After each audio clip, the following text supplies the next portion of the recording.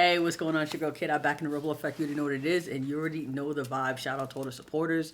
Shout out to all the new subscribers. I appreciate you guys. Keep watching me. I'm going to keep growing. I'm going to keep doing some pretty cool stuff. Just keep watching. So as you guys know, I'm in Denver. I'm here for the podcast movement. I've met a lot of great people this morning. So much information, just trying to digest it and soak it all in by the pool while I'm reading Chris Paul's book. Don't worry, I didn't forget about that at all. It's actually a really good read, especially if you're the type of person who really believes in family like I do. It's really great. 61. I love it. Yeah, but sorry we have to start off the show like this, but Lonzo Ball has officially confirmed that he is going to be out for the 2023 and 24 season of the NBA, which is, it's tough. And where I got that from, I actually just finished watching Trae Young's podcast. Very good, guys. You guys should check it out. It's insightful. That was only his second guest. Yeah, it was only his second guest, but I'm always looking to get the players' insight, because when you know what happens when you get third and fourth hand information, it's like that game telephone. You know how that works, right? You're never really getting the whole thing, right? A lot of things get taken out of context due to, people just taking things however they want to take them, and that's just unfortunate. But point is, the Bulls, even Lonzo, this is a quote from him, he even feels bad for the GM, and this is someone who's injured. This is not someone who's sitting out. This is not someone who's asking for more money. It's not someone who wants to be traded. This is not somebody who's being selfish. This is somebody who has experienced things that are just out of his control. He's injured, and all he can do is rehab and do whatever that he needs to do to get his body right. He just had a major surgery, so I'm glad he confirmed, just to let people know that, listen, I'm not going to be here, but to go back on why he felt sorry for the GM is because essentially he put pieces there around him. And he said that was like the first time, an organization has really built around him, which is very true. When he came in with the Lakers, how that situation was, just a bunch of young guys his first season and the second season, everybody was just injured. And that's just unfortunate, because I know we like to talk a lot about injuries, and I say I just mean people in general, they have their own opinions, but at the end of the day, if you're injured, you're injured. There's really nothing much you can do, and that's just about it. And yeah, it's just unfortunate because the Bulls, they had DeMar DeRozan, Zach LaVine, and you have Alex Caruso, they were building something really special. And if you remember, and I remember them being number one in the East, but when they just, confirmed it, and they were like, yo, we were number one in the East, and I'm just like, that is so crazy, because if you think about what the East is and that whole dynamic, and with the 76ers, and that's a whole nother thing. But with Boston, you're just watching the Knicks. We're in them. Come on, you already know. In Miami, obviously they were in the finals, and nobody was really thinking much of them. Man, we're just, in Cleveland, and how much better that they got, the list just go on and on. The East is just getting better. It's getting better. Some people may argue that the West is still, still worse. I guess it just depends on the way you look at things.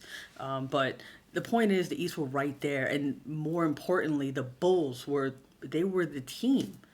That was the squad. The chemistry, everything was just there. And another thing I just found interesting was Lonzo Ball had said, he doesn't practice any of those passing, like all those crazy passes that he does. Like, he doesn't practice that. That just goes back to show you that, it's IQ. It's his understanding of how to read a defense, what's coming at him, what to expect, and just making the right reads.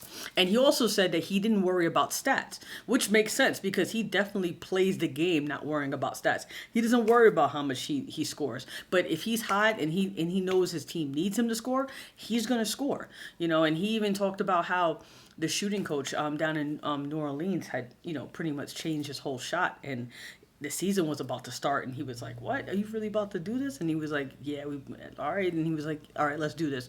And that was just good, how he just not only put the trust in, and just trusted the process, so to speak, and don't worry, we're going to get back to the 76ers. I keep, alluding to that, but yeah, it's so crazy because not only did he change his shot, and you saw the stats. You saw, and I'm not big on stats like that. But if you want to look for changes in his 3-point shooting, and he just looked way more comfortable out there. And so that's why I just say it is a shame. It's a shame that he got injured. It's a shame that we can't even see him this season coming up. But more importantly, I hope he does, rehab and does everything that he needs to do to get back, because the game misses him. I know his peers miss him. They were talking about it, Trae Young and them, how he looked up to him. And, and you see what LaMelo Ball is doing out there, and how he just got that big contract. So I know Lonzo Ball is not like that, and he's very much happy for his brother and all, but that's gotta, that's if, what could have been. Like, if I was the guy that led my team possibly, to like an Eastern Conference Finals, maybe it would have been like a Miami, or, who knows? You just never know how those things are going to play out. And that's the worst part about it, because you just don't know, right? But he talked about how happy he was for LaMelo Ball, and, while they are a competitive family, that's not what drives them. Like, they don't really talk about basketball. That's something that they do. They're brothers first, obviously, so they talk about other things, and there's much more things going on in their lives besides basketball. That's just stuff that we like to, talk about and play around with. But at the end of the day, and that's totally cool, but we just hope he just gets back. That's the most important part, because we want to know what's going to happen with that Bulls team, because is DeMar going to stay and trust that. And it's not even about trust at that point. It's just you don't know. You don't know what he's gonna come back to. It's unbelievable. So I mean, it's a shame what he has to go through. Just to get back onto the court. We're not even talking about even being the player that he once was. Which is good the way he gets up and down the court, because you got to think about his game, right? It's at a fast pace. Like, point guards love that. They love to get up and down the floor and and especially when the coach is like, yo, just do your thing. Do what you do best, and that brings him back to those UCLA days.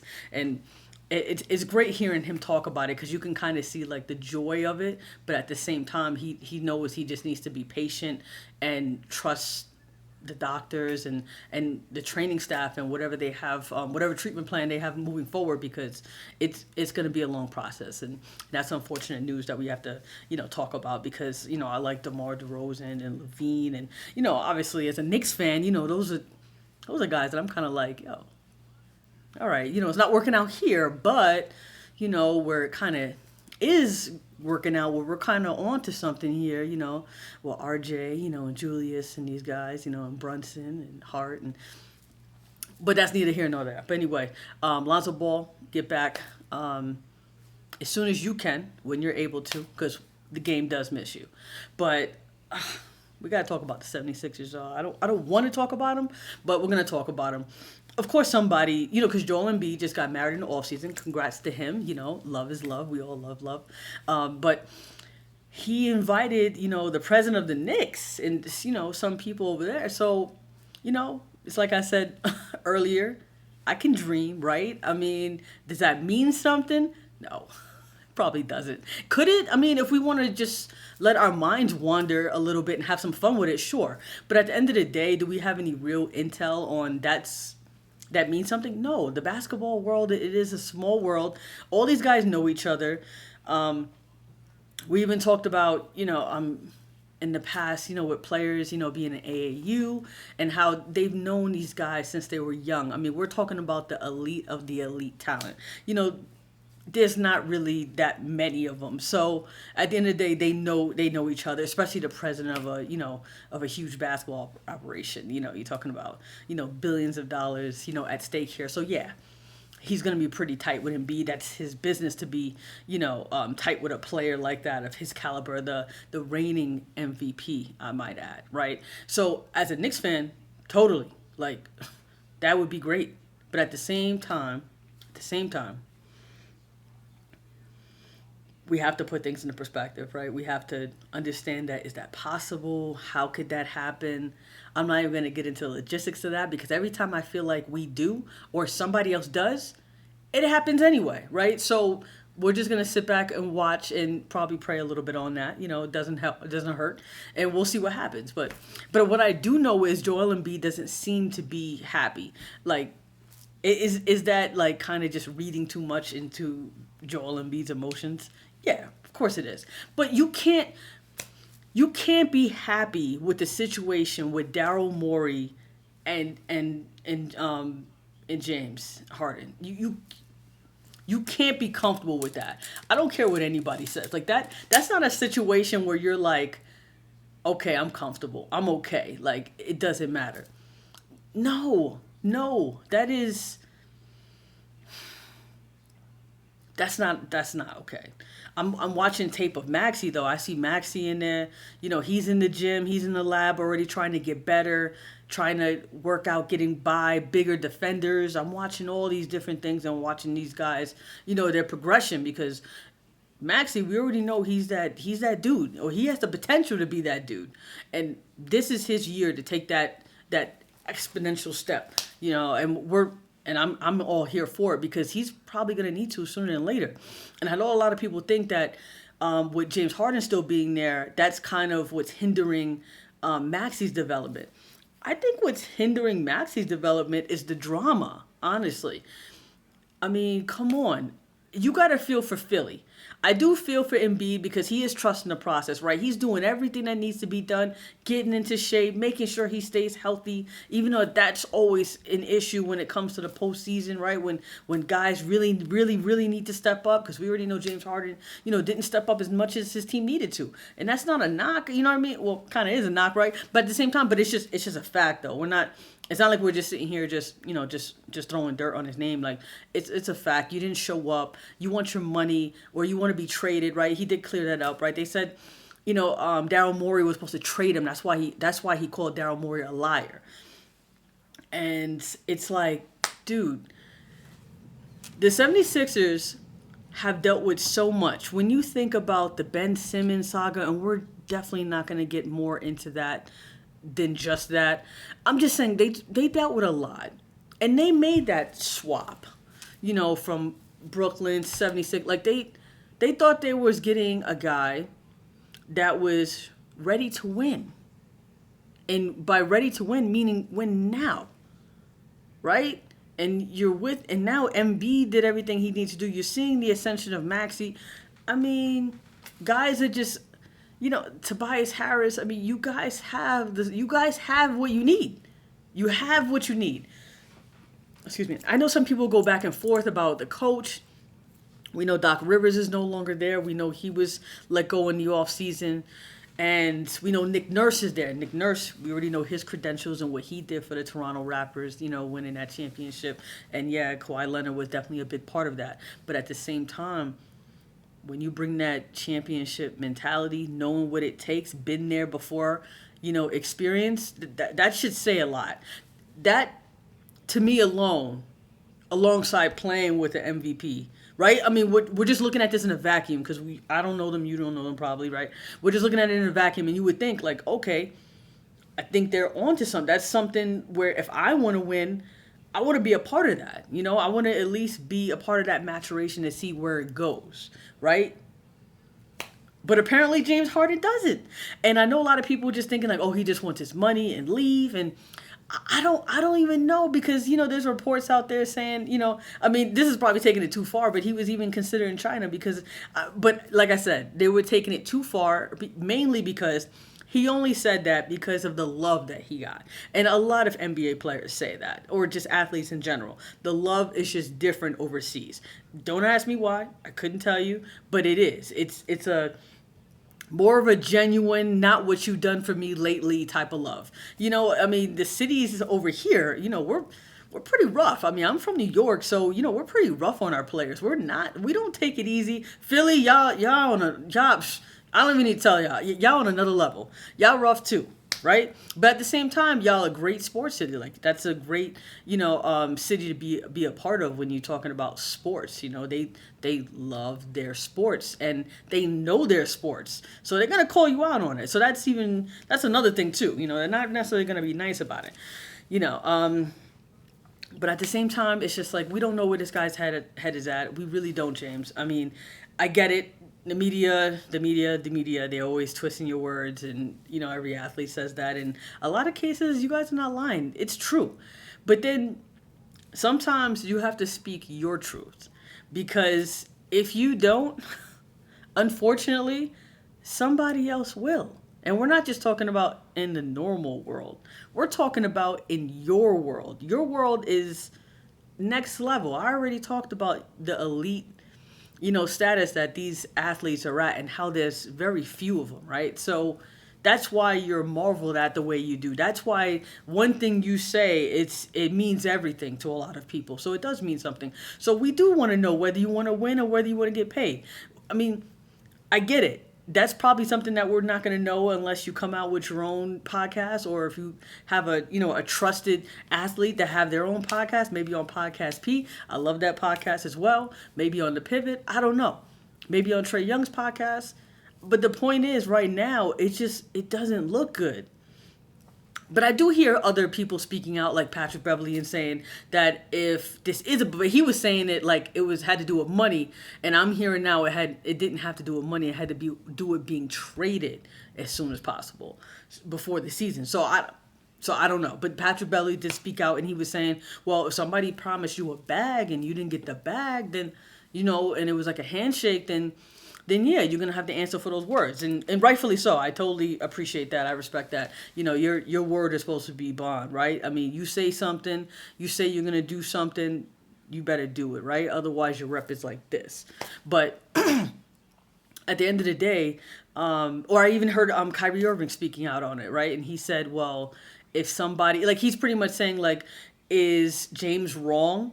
Or is James Harden just holding Daryl Morey accountable for what he had told him and whatever deal was struck between them? Obviously, one-on-one privately, because we don't hear nobody else talking about it. But you probably won't, and that makes sense because organizations are very, closed door conversations, as it should be, because we've talked about this in the past, right? Even with the Kevin Durant situation and how he looked like he was going to be going to Boston, right? It was just too much. It was too much in the media. Everybody was hyping it up.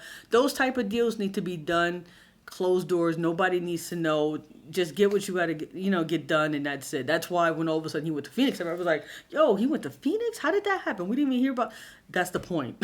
That's how he got there, because nobody was talking about it. It was a lot easier. There's a lot less hands in the pot. There's a lot of less people sitting there having things to say about it. That's really what it is. And if you've ever struck a deal on any level, like, you should understand that discretion is everything. Privacy is everything, because you want to make sure that the right things are said and done, right? And trust me, the more people you add, the more confusing and more complicated it gets, and it doesn't work for anybody. So that's pretty much what happened with that. So, I mean, even the fact that, James Harden blew it up, I get it, though, because if you're the player, right, and yeah, you do have an agent working for you, so I don't know why his agent wasn't, I'm not trying to, but I'm just saying, I don't know why he wouldn't, say, hey, James, let me do this. I don't know. But I get it. Some players, maybe he just felt boxed in. Maybe he felt like, no, this is the deal we struck. I'm holding him accountable for it, and I'm gonna let the whole world know that he's a liar because he didn't keep up his end of the bargain. Plain and simple. And it's like, all right, I can understand that. If that's what it is, that's what it is. But then I know other people are gonna go into detail about his performance. So, because if it is about money, then let's talk about your performance, right? Because that's how you're being paid. And when you look up what he did, especially in the postseason, it's like, dude, a lot of people are not trying to hear that. And I can honestly understand the fact that James Harden did take a pay cut, and I guess he didn't want this drama to be in the to be going on last season. So he just said, I'll take this deal. And maybe that's how the deal was struck. Maybe it was like, okay, James, just play this season, take this, and then I'm going to trade you. Bam, you ain't got to worry about it. Depending on what happens, we're going to get rid of Doc and all this. Who knows? I'm just saying, like, maybe that's what happened. And then this season rolls around, right? Or is upon us, and this is what happens. And James is like, yo, this is not what we agreed to. I was supposed to be out of here. Why are people, still even associating with me with the 76ers and everything that has to do with that? And it's, like I said, it's a whole mess. I don't even know if this is even about right or wrong at this point, because it sounds like everybody's wrong. Everybody's wrong because everybody has a share of the blame, and things could have been done a lot better. Now, I do think it is a ridiculous comment how how Reggie Miller, because remember I said it's in a vacuum about how we're looking at this. How you have a championship coach, you have a reigning MVP in Joel Embiid. That should be enough for you to want to play, right? I said in a vacuum, though, in a vacuum. But we don't know what type of I don't know because they look so close, and then they were at the all white party, with the I forgot the guy, the head of Fanatics. You know what I'm talking about. And they looked all buddy, but I don't know. And they looked genuinely happy for him, when he got the, MVP. And I don't know why he don't want to play that. I don't know if it's just because of Daryl Morey. I don't know if there's other things going on in the team that we just don't know that makes James Harden feel some type of way. I don't know. It's really tough, and it's a really hard read. And it's probably something that we'll never know unless it's leaked, right? Or unless it's on a 30 for 30, like 10 years from now, and who cares after that, right? Especially if you didn't really do anything that significant in that city, because you know what that city's looking for, you know where they're trying to get, and they're at least trying to get there. They're at least trying to get there to leave us making a conversation. So you already know what it is. It's unfortunate, but to be continued. That's all I can say about the 76ers. But let's talk about my Knicks, though, right? I'm watching Emmanuel quickly do his thing. I'm also watching Josh Hart. He just signed, so you already know. He was dealing with some injuries, too. So he's going to be back strong, better than ever, right? And his Villanova partner, you got Brunson. He got paid. And I know I was even like, it was so much money, and it's not even him. I hate to say that because that's just how you are as a Knicks fan. When you've seen so many contracts given away like that, and then something happens, guy doesn't live up to it, or if it's just an unfortunate, injury. Point is, things happen, and we're left to be like, what now? So, and the fact that Brunson not only balled out, to me, that contract wasn't even enough. I mean, it's unreal what he did and what he's willing to do. And you obviously can tell, yeah, I'm not going to sit there and act like money ain't important because that's why he left, Dallas. And also probably because he wanted to do his own thing. He didn't want to be under the shadow of Luka, which is fair. Luka, that's his team. He's gonna do his thing, and Luka's another one. He looks like he's in even better shape, and he's gonna have an incredible season, probably to trump the other incredible seasons that he's already had. But to go back to Brunson, yeah, he wanted to do his own thing, and we see it, especially in New York. We seen it. It's lighting the garden up. Fearless. This guy cares about winning. Genuinely cares about winning, right? It was great to watch. Julius Randle, he just, he had that arthroscopic surgery that we talked about a couple months back. I just wish for him a speedy recovery and to get back, and I'm glad he's doing different things, to get his mental together, in terms of, because the emotions of the game, that's what I'm referring to. Not, I don't know anything off the court, just in the game, because people don't understand that it's a game within a game that you have to play, and the game is played a lot of times, in between the ears. You always hear a lot of coaches say that, and it's true. There's so much that's into it, and playing in front of that garden. And I was watching, Julius Randle, one of his interviews, and he spoke to that. And he said he thought he was ready for the Knicks. He thought he was ready for New York, and when he got there, he was like, yeah, he wasn't ready because he already did a couple of things to kind of egg the Knicks on, because. Listen, when Knicks fans are tight and they mad at you, they will boo you too. Even if you are, a Knick, it don't matter. At the end of the day, they want to see you do well. The Knicks have been deprived of winning for so long. Come on. We have the Rucker. There's so many things. Like basketball is New York, and New York is basketball, period. So we expect greatness. And what we have gotten, you know what I mean? And we're not just talking about the recent...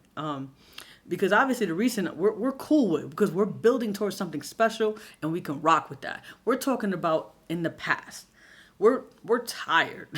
We're tired. We're not trying to hear about no nonsense contracts given out to players past their prime. We're not trying to hear about guys who get here, think it's sweet, you know what I mean, not playing well, and then want to, have all these things to say. No, New Yorkers, we don't want to hear from you. We want to see what you do on the court. That's what matters. You do what you got to do on the court. You can say whatever it is you want. You can go on Good Morning America. You could do whatever it is that you want, and we are cool with it. We just want to see good basketball being played, competitive basketball. That New York is a tough city. Like, tough, angry, a lot of times, probably curse a little too much, but at the end of the day, they love their sports teams and they want to see them doing well. And sorry, Yankees fans, I know you guys are going through it too, but that's the point. So I'm glad that he's gotten some type of ritual, something together to kind of understand, the mental rigors of playing in not the NBA. I think, he's already good with that. In New York, it's a different ball game, a different level of expectation that we already placed. We don't care if you guys are not some big name. We don't care. We expect you to be competitive, and we expect the Knicks to be good. Like, that's it. And we expect to be hopefully winning a championship in my lifetime. I don't want to make this about me. I don't want to make it about me. I know it's about my podcast, but I don't want to make it about me. But we won a championship. Please. And thank you. But that's pretty much what's going on, right now in the NBA. I mean, still got a long way off, guys. Still got a long way off. I want to hear about you guys. You guys let me know. How do you guys feel about the in-game tournament? Do you guys think that's great for the game? You think it's bad for the game?